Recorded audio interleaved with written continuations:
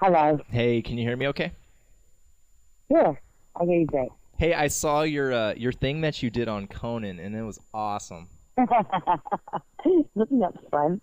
I was so nervous. That was the funniest thing I think I've ever seen, and he's You know what's really metal about that? That right before I went on, and I never in my life have had a nosebleed. I got a nosebleed. Right before I went on, I had a nosebleed. And so I went on there with a piece of toilet paper up my nose. And then while I was on there, I crossed my legs, and the buckle on my boot got stuck in my tights.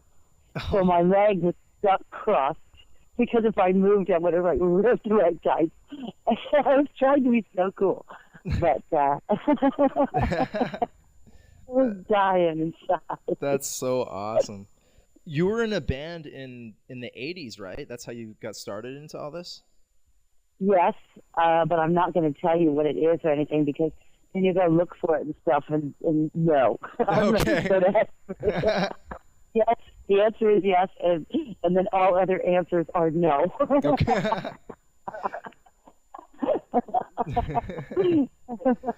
Or so, I don't know, or I don't remember. I was in a lot of bands, actually. Uh-huh. I had a lot of bands. I always was the leader of a band, of my own band. And I had a band in England, and then I had a band in Los Angeles, and I had a band in New York. And the band I had in Los Angeles was like during the time of, punk the first time, like I opened up for Black Flag and Circle Jerks and X and the Go-Go's and the Blasters, and it was back then. The That's Hollywood awesome. Mass around there. Yeah, so I did that. I did that. Been there, done that. And how did that transition from being in bands to teaching kids how to scream? Well, what happened was I continued to be in bands. I started teaching because I hated my job, and it's so funny. You have to do what you love, because I had a good day job, and I used the Xerox machine to do flyers and stuff like that, but it was so hateful to go to work every morning that one day I just said, if I have to do this, I don't want to live anymore. And so I went down in the subway and started singing. And this person in the subway asked if I would teach them, and I needed the money. So I said, yeah, okay, I'll do it. And I really liked it. I really liked teaching. I loved it. So I taught, and I was in bands. And then after a while, let's see, what happened? Then this guy who was doing bands in Connecticut, his name is Morgan Walker, he was recording some bands in the middle, it was about 2001, 2002, very underground bands from Connecticut, and they couldn't get through a recording session, so he brought one of his singers in to see if I could help out. And it was Jesse Leach from Killswitch, the first Killswitch singer. Okay. I mean, so this was Killswitch before they were signed. This is Killswitch way before. Way before. And I think it was Jesse. It might have been someone else, but it got around that community that I was doing it. I think that the Reverend from the Syndicate heard that I was helping people get through recording sessions who were screaming. I mean, and the first time I heard that I was supposed to deal with, I was like, okay, all right. I never take no for an answer. I mean, I never say no. I always do my best. Mm-hmm. And so I started to figure it out. It took many years to actually perfect it and to really understand it. But I'm a scientist. But then, it got around to Toby from H2O, and they just got signed to MCA, and he wanted to bump up the bar a little bit, so he came, and then Andy WK came, and then Travis Paul came, and then Randy. They all came, one after another, because it's a real tight community, the metal community. Mm-hmm. And so that's how that all happened. I figured it out of necessity because I'm a nice person and I felt sorry for them. Blood was coming out of their throat. That is crazy. You mentioned Jesse. I actually did an interview with Jesse about a month ago. Yeah, I heard it. It was really great. Oh, cool. Great interview. Awesome. Did you work with Jamie from Hatebreed as well? Oh, here's a funny story.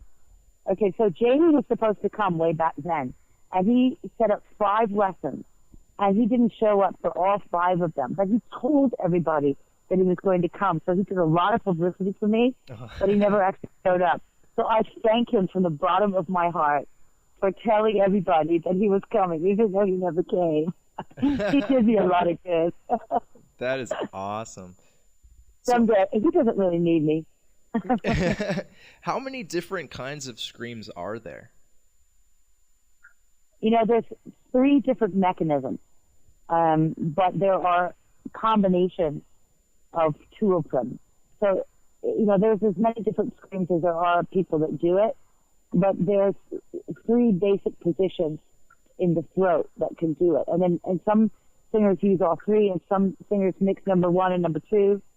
The 3rd one that I'm thinking of, because I have them in order in my head, you can't mix with anything, which is like the death metal kind of, that woofy thing, that, you know, Cookie Monster thing. Oh, okay. That is the one with the air, you know, that one, you can't really mix that one with anything else. But there's a low scream that is not that some people think is that. So, you know, I'm sort of a connoisseur now. I can sort of listen to a scream, and I can figure out what a person is doing in their throat, because I've been down there with a camera a few times. In fact, in October, we went to a doctor's office with Randy Blythe and Tommy Cummings, Tommy Beck, and we did a research project, and they sang their songs with the camera in their throat. So I have that footage. So now I know a lot more. I know a lot more about mixing them and how at least Tommy and Randy did it. So, but it is still those same 3 mechanisms. In your opinion, who has mastered the art of screaming? Like, who are the best screamers? Well, my favorite, I love everyone just as much for different reasons. But in terms of artistry in general, believe it or not, it's Corey Taylor.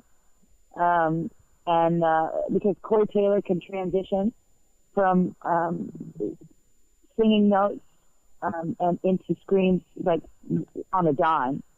And he has a great mastery of the transitions. Randy Blythe, on the other hand, has the biggest overtone series in his screams. Mm-hmm. So, and he also has a commitment to communicating what he is feeling in a beautiful way. Michael Ockerfeldt, I think, has a beautiful instrument. And, you know, I could go on and on. There's a lot of people that I have a deep respect for, and there's more than what I've mentioned, and I apologize to them because you're asking me on the spot.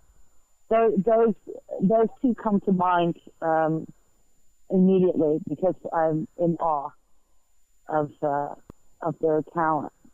Tell a little bit about your DVD. Well, there's 2 Zen of Screaming. There's a Zen of Screaming 1, there's a Zen of Screaming, and then there's Zen of Screaming 2. Oh, okay. Zen of Screaming is a basics. It's everything you need to know to use your voice for anything, whether you're singing opera or country western or screaming. And it's important to have the basics down before you actually start to scream. So DVD number 1 is basics. DVD number 2 is about screaming.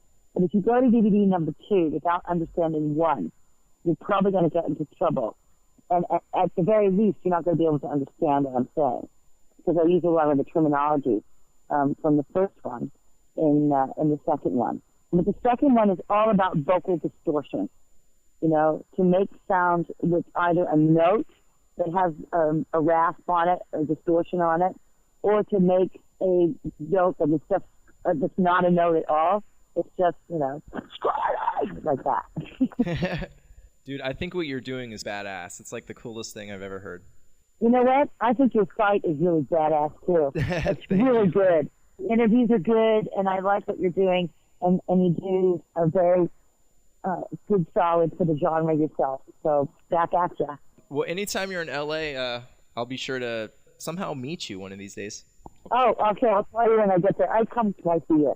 So Okay. I'll call you up. We'll have a drink, okay? Sounds good. Okay. Thank you, Melissa. Thanks, Brian. Okay. Bye. Bye.